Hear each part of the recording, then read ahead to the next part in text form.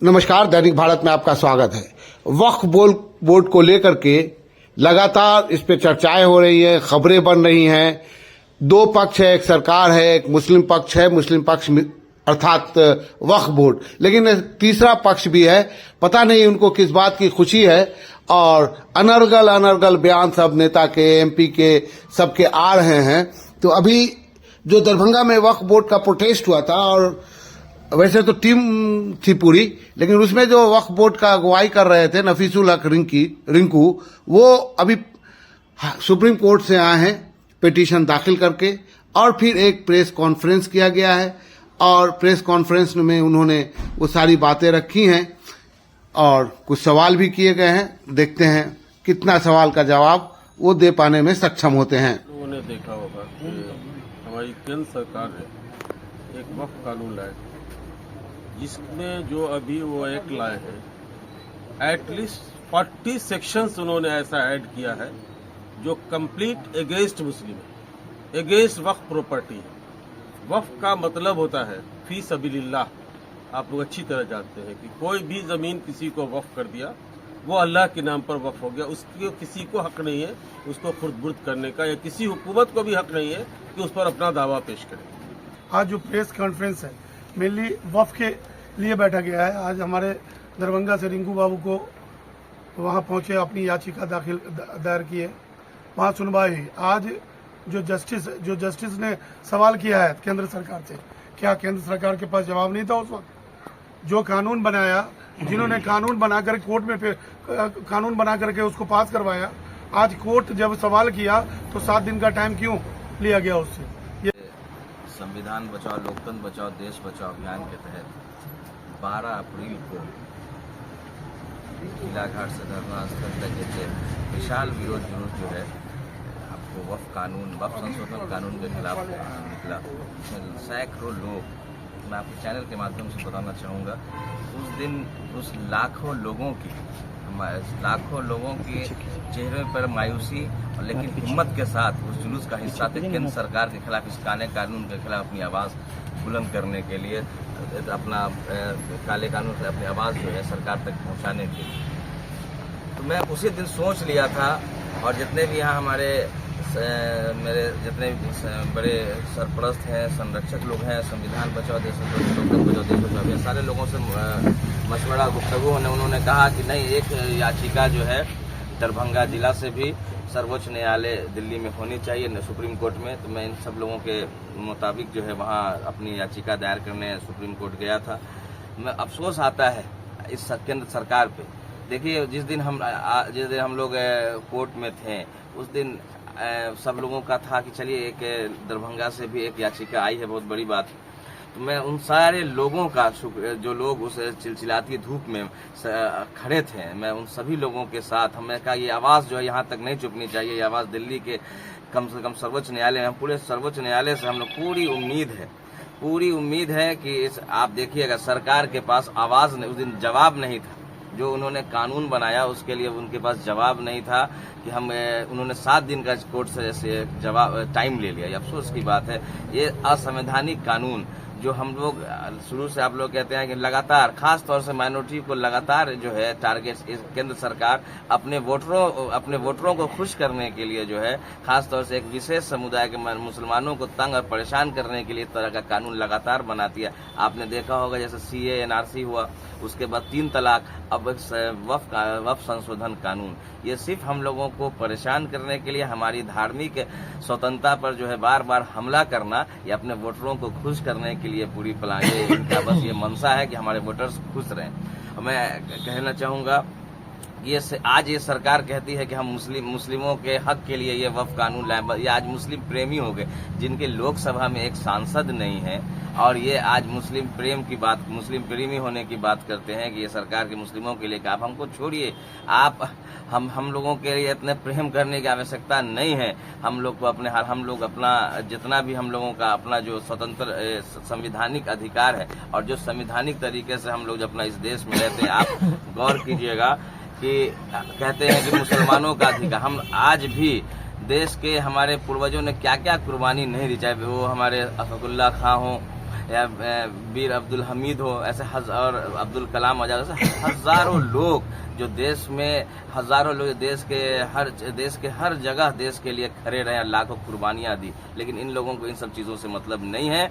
अपने आप को बस ये सिर्फ एक हम लोगों को टारगेट करके, माइनॉरिटीज को टारगेट करके जो है परेशान करने का काम किया जा रहा है इस देश में केंद्र सरकार के द्वारा। दलित पिछड़ा, अति पिछड़ा, दलित, अब इन लोगों का नंबर है कि इन लोगों के साथ भी ऐसा ही किया जाए, ताकि इन लोगों का जो अपना वोट बैंक, ये सारी सरकार, केंद्र सरकार आरएसएस के फुल्ली एजेंडे पर चल रही। उनके एजेंडे में इनको न संविधान से मतलब है, न इनको न्यायालय से मतलब है। न्यायालय के खिलाफ लोग बोल रहे हैं, इनके पार्टी के लोग। अब इससे बड़ी शर्म की बात क्या होगी। इसीलिए मैं आप लोगों से कहना चाहता हूं कि हमें दरभंगा शहर के उन सभी लोगों की आवाज बनकर फिर 5 अप्रैल को जो डेट है, पुनः मैं दरभंगा शहर के जो इतने भी अवाम, अमन पसंद अवाम है, जो देश के एकता अखंडता विश्वास रखते हैं, मैं उनकी आवाज बनकर फिर 5 मई को सुप्रीम कोर्ट न्यायालय में, मैं सुप्रीम कोर्ट में खड़ा रहूंगा। और मुझे न्यायालय से, देश की न्यायालय की सबसे बड़ी मंदिर सर्वोच्च न्यायालय से पूरी उम्मीद है कि जैसे केंद्र सरकार ने जो ये नापाक साजिश के तहत जो ये कानून बनाया है, इसके खिलाफ हम लोगों के पक्ष में डिसीजन आएगा। पूरी उम्मीद के साथ हम लोग है, इंशाल्लाह ताला आप लोगों के चैनल के माध्यम से कहेंगे सरकार की इस नापाक साजिश को। और लगातार सरकार अगर इस तरह के कानून लाएगी तो हम लोग संवैधानिक तरीके से, लोकतांत्रिक तरीके से सड़कों पर उतरेंगे और सड़कों पर अपना विरोध दर्ज कराएंगे शांतिपूर्ण तरीके से। और हम लोग अब शांत बैठने वाले नहीं है, अपनी आवाज सर्वोच्च न्यायालय जो है वहां तक ही पहुंचाने का काम करेंगे। एक सबसे बड़ा सवाल है कि कई याचिका गई है, उसमें आपकी याचिका को क्या एक्सेप्ट कर लिया गया है, क्या उस पर सुनवाई होगी? जो उन्होंने सुप्रीम कोर्ट का उस दिन था, सीजीआई ने कहा कि जो 5 ही याचिकाओं पर, सबकी जितनी भी याचिकाएं हैं, सबका मुद्दा एक ही था। तो कहा सब मैं सुनूंगा, 5 ही, आप उनमें से जो मुख्य पॉइंट है सब आप उनको निकाल लें और सबको उन्हीं के साथ ऐड कर लें। और वो सब लोग वहाँ, चूंकि सुनना ही 5 सब उनके साथ ऐड होकर सब जाएगा। तो मेरी याचिका भी एक्सेप्ट हो गई। और ये हमारी याचिका नहीं है, दरभंगा जिला के अमन पसंद लोगों की याचिका है, उनकी ही याचिका है। मैं उनकी आवाज बनकर सर्वोच्च न्यायालय में खड़ा था और आगे जब तक जिंदा हूं, इस तरह के असंवैधानिक और गैर मुस्लिम विरोधी कानून आता रहेगा, गैर संवैधानिक कानून बनता रहेगा, मैं एक आवाज बनकर शहर, पूरे जिला का और पूरे बिहार का मैं खड़ा रहूंगा। मुसलमानों का एक तबका बोहरा है। पीएम मोदी जो है 18 तारीख को लेकर के पूरे देश में ये संदेश देना चाहे कि मुसलमानों का एक तबका इस कानून से खुश है, क्या कहना चाहेंगे? देखिए, ये तो प्री प्लानिंग न्यूज आप देखे होंगे, सारे बोहरा जो लोग वहाँ थे, सब लोगों का ड्रेस एक, सबकी टोपी एक, या प्री प्लानिंग तरीके से उन लोगों को वहाँ बुलाया गया था कि प्रधानमंत्री से आपको मिलाया जाएगा। ये सब सिर्फ फेक है। और आप सोचिए, मैं बार बार कहता हूँ, केंद्र सरकार के द्वारा इस तरह का कानून बनाना कहीं से उचित है? हमको भी, हम इस देश में रहते हैं, इस देश से प्रेम करते हैं, हमारी पूर्वजों की भी कुर्बानियां हैं, लेकिन इस तरह का केंद्र सरकार के इसके नापाक साजिशों के वजह से बार बार हम लोगों को ठेस पहुंचा। और इस देश के किसी लोगों को, जो दूसरे समुदाय के लोग हैं, उनको कोई फायदा नहीं है इस कानून से। सिर्फ हम लोगों को ठेस पहुंचाकर उनको खुशी देने के लिए और अपने वोटर्स को बनाने के लिए इस तरह का काला कानून लाया जाता है कि हमारे वोट्स बस खुश हो, हम लोग मुस्लिम समाज को परेशानी हो और हम खुश हो, बस यही आगामी बिहार विधानसभा चुनाव में क्या मुसलमान इसका बदला लेंगे अपने वोट के जरिए? देखिए, हम तो अफसोस करते हैं जेडीयू और पीडीपी से, उनसे उम्मीदें थी कि हम लोगों ने अक्सर उनको वोट मजबूती से खड़ा होकर उसको हराने का काम करेंगे। सवाल है शकील भाई का, फोन पे सवाल ले रहे हैं कि किला घाट में जो वक्फ का मामला चल रहा है और बाकी जगह पर चल रहा है, उसको आप लोग कैसे सुलझाएंगे? जो विवाद गहराता जा रहा है, लगातार ये एक मामला बन रहा है। क्या नहीं, वक्फ का किला घाट में जो प्रॉपर्टी है, उस पर जो कब्जे की बात चल रही है, जिस तरीके से गैर मुनासिब, अभी तो पहले ये क्लियर कीजिए ना कि वक्फ एक्ट के खिलाफ अभी हम लोग प्रदर्शन कर रहे हैं। वक्फ एक्ट के खिलाफ अगर 5 तारीख को अगर सरकार ने अपने वक्फ कानून को वापस नहीं लिया या सुप्रीम कोर्ट ने रद्द नहीं किया, तो इसके खिलाफ तो हम लोग फिर सड़कों पे, ये आंदोलन सिर्फ यहाँ तक खत्म नहीं होना है, इसको आगे तक हम लोग लेकर जाने का काम करें। और सरकार कह रही है कि गरीबों के हक के लिए हमने ये कानून, आप बताइए, बचाने के लिए, तो फिर अगर आप लोग इस तरह का एक्शन नहीं लेंगे तो वो बात आप एक बात बताइए, वक्फ की जमीनों पर हमारे बहुत सारे गरीब लोग भी बसे हुए हैं। मस्जिद हो, मदरसा हो, यतीम खाने हो, वक्फ के में जो दुकानें होती है उसी के पैसे से वे उनका, हम लोग चढ़ावा पर नहीं चलता है। इसी से एक सवाल है कि टावर पर एक दुकान है, वक्फ की जमीन पर बना हुआ है, उसका किराया 1500, जबकि उसके बगल में एक छोटी सी दुकान है जिसका किराया 45,000 है, तो कहीं ना कहीं ये वक्त के पैसे की लूटमारी नहीं तो क्या है?